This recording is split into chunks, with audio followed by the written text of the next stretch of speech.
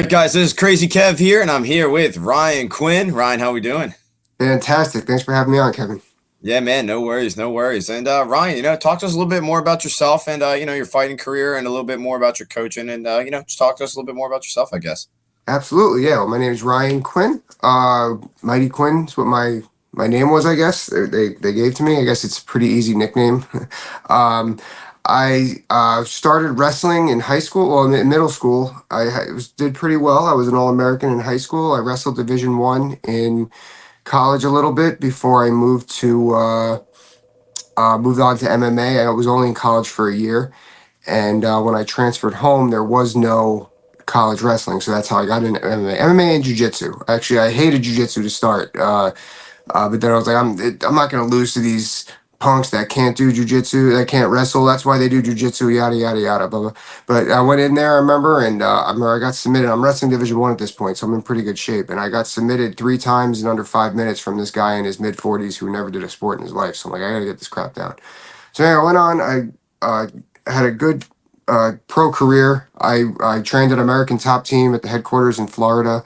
I fought 9 times for Bellator MMA. I was in their lightweight rankings for a little while, and then I got into coaching. And after my career, Bellator didn't sign me back. I was trying to get back with them. I was fielding things out with other things. Had some talks with PFL, and it didn't work out. So I retired, got into coaching, basically a soft retirement. COVID kind of fully retired me, but basically a soft retirement. And coaching went well. I ran American Top Team's amateur program, and we really hit the ground running. I won 2019 Florida MMA Coach of the Year. And when I stepped away again, COVID changed everything. My son was born and needed to make the money, so I started working in sales, and that's going well. But I stayed involved because a lot of those fighters who turned pro for my amateurs, I manage them now. I look at it as they don't need to pay some manager 20% for the same phone call that I'm going to make, and that's how I stay involved. And then about a year or two ago, I started doing some influencing. Now I'm on YouTube. I do a podcast with Dean Thomas, and I do some reels on my Instagram. I have a lot of fun with just talking about game planning because I really am a fight nerd in terms of that. Like I really loved like breaking down the analytics of the actual fight game, and I do a lot of that stuff now on Instagram and TikTok. Yeah, yeah, no, definitely, man. And yeah, you mentioned Bellator didn't want to re-sign you. I mean, it seemed like you had a pretty solid run in Bellator. Why do you think that was the case? Well, I was told at the time that they what they say. Well, the people that told me that they went, there was another story after the fact, but they wanted to go younger. Plain and simple. And looking back now, I don't blame them. And especially knowing what I know on the business side, I wasn't finishing a lot of people. And they wanted finishers. I think that was part of the issue, was that they wanted finishers. Everyone does, and you could see it. It totally makes sense.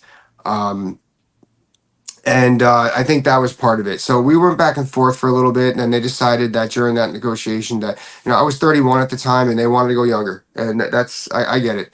Uh, Looking back, I did, while I was with Bellator, I always fought. I was always fighting these tough dudes to get in their tournament. So I fought dudes tough to finish. That's another thing. I'm happy I didn't protect myself in my career, but maybe I would have scheduled my fights a little bit smarter early on in my career. I was always fighting whoever I can. I wanted to upset the world, but that's the way it played out. Right. Yeah, no, definitely. And Mhm. yeah, another thing you mentioned too is you got like your podcast and everything like that, and you also are like a fight nerd. You like to break down stuff. What's Mhm. maybe some of your favorite things that you like to break down when it comes to like fighting drills? When it comes to fighting drills, okay. Well, footwork for one. Actually, it's funny now that I'm away from it. All the stuff that I had issue with, I love breaking down because I had to study it so much when I was doing it. Um, Footwork for one. That's big. How they use their footwork. Me personally, I had terrible footwork, so I used to like to do, and you'll see a lot of my videos. I will really, I'll look at guys who want to move their head, and then they want to paint someone to a corner, and then use their lateral footwork to keep the faster fighter there. That's something that I tried doing when I realized that I'm not a fast person. Unfortunately, I didn't realize I wasn't fast till I was in my late 20s, I knew I wasn't fast, but I didn't realize I was so damn slow until I was in my late 20s. And then So that's the stuff I do, but also footwork with the speedsters, how they create angles. Dustin Poirier is a good example of that. I remember I used to love watching Eddie Alvarez for the same reason, how they create angles to set up their striking combinations. Okay, so that's on the feet. How else on the feet? How they set up their takedowns. There's no true way, really, and especially in MMA, to set up a takedown, or really in wrestling either. But are they are they taking what's available to them, or are they forcing that double leg? Are they forcing that single leg? Or are they trying to set it up off of one punch? Or are they smart enough to realize that the punch doesn't matter as long as you get the opponent's hands away from their from their legs? You're going to be able to hit a takedown, which is something that I try to do, which is why I developed my boxing. How are they defending takedowns? Are they using their front kicks to create distance? Are they creating angles to create distance? Are they staying just tight up the middle or throwing body shots to stop the fighter from coming forward? Things like that. And then on the ground, just are they spending too much time in the guard? Are they are they trying to win that head position battle, or if they're in the guard, are they making things happen, or are they laying and praying? That's something else that I look for. So just little things like that that I try to do. Yeah, yeah, no, definitely. And another thing I mentioned too is you like to break down in football the offensive coordinators. Talk to us a little bit more about that. Yeah.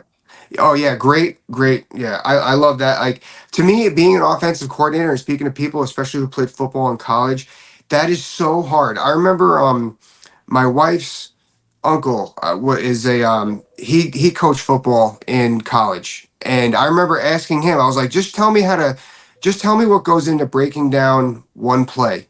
What goes down to breaking down one play, just running up the middle. And after 45 minutes, he's got a full napkin full of how things go. So I try to like keep that aspect like there's a plan A, there's a plan B, there's a plan B, but sometimes plan C and plan D is just go right back to plan A. And I would try to implement that to my fighters fight plans. And I try to see if fighters are doing that as well. One fighter who does that great, who plan C is go back to plan A, is Rose Namajunas, who's fighting soon. Check out how she switches up her striking patterns. So just little things like that. I love breaking down. Yeah, yeah, and another thing I guess I'm curious as well too about when it comes to like coming up with the plays. How do you think these offensive coordinators come up with like the different names of the plays? Oh, dude, I have no idea. And I used to be so much better with that. I know that it well like the hole it's going through and Yeah, then who's running through it. But as far as like code, I have no idea. I think Aaron Rodgers actually has a piece online about that, like how this crazy ass names he comes up with. That is an interesting question. I'm gonna have to look that up later today. yeah, yeah. No, fair enough. I was always wondering that myself. And then in an old interview, I believe you were rocking some Jets gear. Are you still a Jets fan? I will always be a Jets fan. Through good, through worse. It's usually mostly the worst. Yeah, I'm a hardcore Jets fan. Jets are your favorite team, and Mhm. how do you think the Jets are going to do this year? I think that they did the right thing and they just went all in. Like there's not even going to be a 2025 season, and I could see them winning the East. You know what? I could see them making it to the Super Bowl. Actually, I don't know what's going to happen after that though. We'll see. Yeah, no, that would definitely be nuts if they won the Super Bowl. And yeah, man. With that being said, too, when it just comes back to like coaching, I mean, what's some of your maybe favorite stuff do you like to teach in the gym? Well, I like getting people to chain wrestle. I really do. I like getting people to chain wrestle and I like getting people to jab because people don't realize how useful that is in mixed martial arts and how much it opens up so much stuff to be able to do that. Because so many people don't know how to chain wrestle. That's really an American wrestling thing. And it creates a lot of extension on your opponent and opens things up. On the flip side, with the jab, like I was saying, people are starting to learn now in MMA the last couple of years how important it is to jab, but it's such an underutilized weapon, both for offense and defense. So that's something I like to teach. And ground and pound. Ground and pound is just a lot of fun to teach. It's its own martial arts now, and I really have fun with that because it also opens up some grappling and scenarios when we're training. Yeah. Now, when it comes to coaching, I mean, how long have you been doing it now, and how did you typically kind of get into coaching? Yeah, so I got into coaching. Well, they had an amateur team there, so to speak, at ATT in 2011 and or 2012 was when I stepped in. Honestly, I just kind of needed some extra money. Some kids wanted to get some help, and I'm like, yeah, I'll do it. But then I got into it full time when I retired in 2018, and I really enjoyed it. It's funny. I started full time during college football season, so that got it up like that. Like, oh, this is like my college football program right here. So that's what got me really into it. And then now I just run some grappling classes. I don't coach MMA full time. Like I said, I just manage my fighters that I was working with, and I was matchmaking a little bit. I'm not doing that as much anymore, but it's always a part of you. You know, you never really leave it. You're always helping somebody out any way you can. You know, it's for me as well as them. Yeah. Now, what's kind of matchmaking like? Talk to us a little bit more about the behind the scenes with that. Matchmaking is the hardest part of MMA, especially on the smaller shows that have no money, because no, who doesn't want to fight who trained with this guy at that gym, and who wants a few $100s more when we really don't have a few $100s more to give. And it's it very rarely runs smooth. And then when it does, who got hurt a week before the fight, or who's just ghosting us for medicals, like. But when you put a good card together, or even when you put a good main event together, it's really a lot of fun. You're like, oh man, like it's like a GM in football or MLB. Like I put that together, you know, like it's a lot of fun. And if you put a good main event together, then it really attracts other people to getting on the card. So that's another reason why matchmaking UFC 300 was the rarity, because it was the event that they kept the main event a mystery till the end. But with matchmaking and promoting, when you have a good main event, that's what you're selling, and that's then you can work your way down. Yeah, no, no, you definitely Mhm. can. And when it comes to your matchmaking career, what's maybe one of your favorite matchups that you put together? Oh, good question. Um, let's see. Okay. I gotta think. Oh, all right. So, uh, Daniel Wyatt, who was a kid that I was working with, a kid I actually coached. Um, he really wanted to get on a card we were working on. I had not been managing him anymore at this time. That's why I kind of put managing aside while I was matchmaking, because it's actually illegal in the United States. There's actually a law against it. Um, but he really wanted to get on a card in his hometown, and had a card at the Hard Rock at the Hollywood, and he was like, "Coach, I always wanted to fight." He still calls me coach. He's like, "I always wanted to fight there. Can you get one?" Like, yeah, I'll get you on the card. And we found him a guy. We it was the work that went into it. We found him a guy that was in California that was willing to come out and take the fight. And Daniel sold a lot of tickets for us, and he had a great fight, knocked him out. That was probably my favorite one, because I was able to help somebody out. As far as like the biggest names I've match made, I haven't been successful. I wasn't successful in putting together a big card. I almost got Hector Lombard to fight, but it was hard to find him opponents. That would have been a lot of fun, but I haven't been able to set that up yet. Now that we're having this conversation, I might want to get into matchmaking to do that as a challenge, get somebody like that matched up.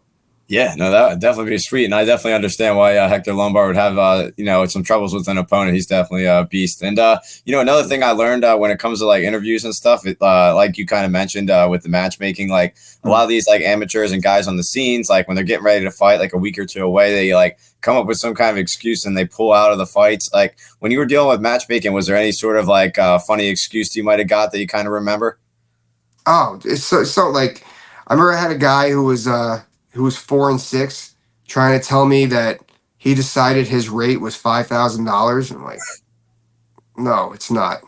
You just don't want to fight. And he was trying to get per diem out of me. It's like, who do you think you are? Like, and I couldn't help it. I had to go, what's your record again? And like, of course, that's when he went ghost on me and he didn't take the fight. Yeah. Um, so yeah, we get stuff like that, like people thinking they're hot shots, and it's ridiculous. Yeah, no, I definitely believe it. And Mhm. yeah, like we mentioned earlier, I thought you had a pretty solid run in Bellator, but what was maybe Thank you. some of your favorite moments in your MMA career? Beating Waylon Lowe was a big moment of mine. Especially he used to beat me up when we were training, and I was a heavy underdog in that fight. That was one of my favorites. And then I had one fight, Bellator 73 against Brett O'Terry. That was kind of like my coming out. That was my first nationally televised fight too, so that was cool. I won that fight. And then when I went out and I fought in Canada, actually, I didn't realize it till after. I remember my dad said to me, he goes, "This might have been the biggest win of your career." I fought a guy, Matt McGrath, and up there. He hadn't lost in 4 years or something like that, and he was like, "Ain't no," or something along those lines. And I went back up to welterweight and I beat him, and he ended up being a bigger name than I thought. And then that's what got me back into Bellator. So that one. So those are some, some. I remember. outside of that, one of my favorite moments during my career is when Robbie Lawler won the belt, because I trained with him extensively for the Johnny Hendricks fight. Um, Even though DP lost to Khabib, I trained a lot with him for that fight. That meant a lot. And at any of Thiago Alves or Jorge Masvidal's fights, because I trained with them a whole lot. And and then when Glover, he's a really good friend of mine, Glover Teixeira, when he won the belt, that was another. That was after my career, but it was still a big part of my MMA life, so to speak. Yeah. Now, speaking of Jorge Masvidal, I mean, did you happen to see that like altercation yesterday with him and like the DS like team? Yeah, it's all show for me. Oh It yeah. doesn't surprise me. Yeah. Yeah, no, I definitely agree. I definitely hear you there. And yeah, when it comes to coaching, man, getting back to that, I mean, what are the vibes like in the gym? Do you like to play any music? If so, what's maybe some of your go-to songs that hit in the gym? I just let them put it on. I was like, they're the ones training, so it don't bother me. Nice. Yeah, no, that definitely makes sense. And yeah, when it comes to coaching as well, I've actually a taekwondo instructor myself. Yeah, I saw. I've been teaching for 6 years, training for 19 years. So I love what I do, man. And with that being said, with all the different guys I have at my gym, what advice do you give to them to keep on coming into the gym and to keep on getting better and better every day? Yeah, just find little wins. You're not going to be a world champion overnight. Just what did you do more today? Did you connect more with strikes? Did you work on your footwork? Did you not get tired in rounds? Anything. It doesn't have to be the same as the other guy. Just keep coming back, especially as a martial artist. As long as you're growing and developing in one aspect, whether it's in the game or in life, and within those rooms, you did a good job, and just keep doing it. 1% better each day is a lot in the long run. Oh yeah, yeah, and like you mentioned earlier too, you're a YouTuber yourself. What's maybe some of your favorite videos that you think you've posted so far? The John McCarthy interviews, those were huge because they were so educational about scoring and all that stuff. Um, Rehashing training with Robbie was fun. Um, Anything I've done with Dean Thomas is good. And then catching up with Walt Harris when he was training for John Jones. And then, I had Dustin's, but the interview with Dustin was kind of like, I didn't really know what I was doing. I had just started. I'm like, can you just come on, do an interview with me? And the same thing with Jorge. And looking back, I probably could have waited and been a little more organized with my shit, but it is what it is. Yeah. Now, you mentioned too when you were first trying to get into interviews, you were like big into like comic books and stuff, and you're a Hmm. big Batman fan. Yeah. What's some of your favorite things with Batman? One of my favorite things. I really like how he's just, the whole backstory, just about how he became and how at night, he's this playboy during the day and just like mysterious at night, the Cape Crusader. And I'm actually a bigger Joker fan. So like, I just think Joker's the best villain of all time. So that's kind of why I'm a huge Batman fan. But, um, but yeah, that's what drives me to it. Really, I guess his villains. Yeah. Now, getting back into the interviews and stuff too. What do you think is maybe some of the hardest parts about doing those fighter interviews? Um, Scheduling them Oh because my like you're God, there you late, know. like there it's just like you get the schedule and then like, oh, I got this thing, and but as long as you let them know ahead of time, like I'm not gonna blindside you with anything. Here's what we're gonna talk about. If you don't want to talk about something, let them know. Just letting them feel comfortable that they're not going to be asked to talk some shit about somebody. Oh yeah, definitely. And when you were doing those fighter interviews, did you happen to have to deal with like anyone in like a different time zone and that kind of stuff too? Oh yeah, yeah. Yeah. Well, most of everybody was on the Central and West Coast, but then I remember I had um, oh crap, what was his name? Mark Bone Crusher. Crap, what? Oh, Oh, Casey, right? yeah, Mark D Casey. Yeah, and he's someone I train with. Couldn't get my StreamYard to work, so I tried to FaceTime interview with him, and I put it on record, and then I had no sound, and he was all the way Oh, in England, and so that sucked.